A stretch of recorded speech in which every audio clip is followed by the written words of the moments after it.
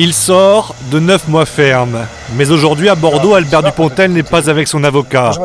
Il vient plaider la cause de son nouveau film et sa manière de travailler. Bonjour. Ouais. Bonjour. Moi, je fais des drames rigolos plus que des comédies. Vous comprenez, c'est très différent. Le drame, c'est ce qui me touche, donc je veux le raconter. C'est ce que j'écris laborieusement. Je suis un vrai tâcheron à l'écriture. Et seulement dans un deuxième temps, je pervertis un petit peu mon drame. Quand j'ai pris suffisamment de recul avec ce drame, donc je le pervertis. Je m'amuse avec les personnages. Comme souvent, voire tout le temps, dans son nouveau film 9 mois ferme, Albert joue un personnage marginal. Est-il pour autant vraiment méchant? Nous sommes partis à la rencontre de celui que son ami Jean Dujardin surnomme la Bête. Donc on est dans un petit endroit désert, me semble-t-il. Les gars, vous faites le guet. Hop. Et qui semble si difficile à apprivoiser. Très bien.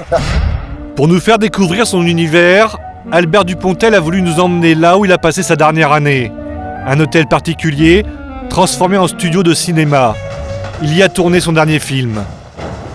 Alors là, on a répété, on a fait presque 3 scènes. Là, c'était l'hypothèse invraisemblable que M. Delim se soit fait attaquer par ses propres couteaux, donc c'était ici. Et là, c'est pareil, au CP, je vais avoir 5 ans, ils m'ont collé du Chatterton sur la bouche que je parlais trop. Et ce putain de Chatterton, ma mère déjà a donné raison au prof, ce qui m'a totalement bouleversé. Après, j'étais chez le pharmacien pour que l'été retire le truc.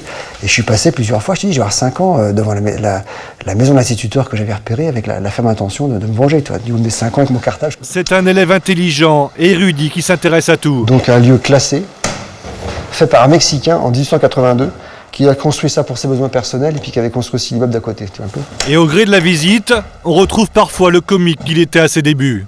Donc voilà la cour intérieure où on était. Et là, vous pouvez mettre un petit coup de caméra.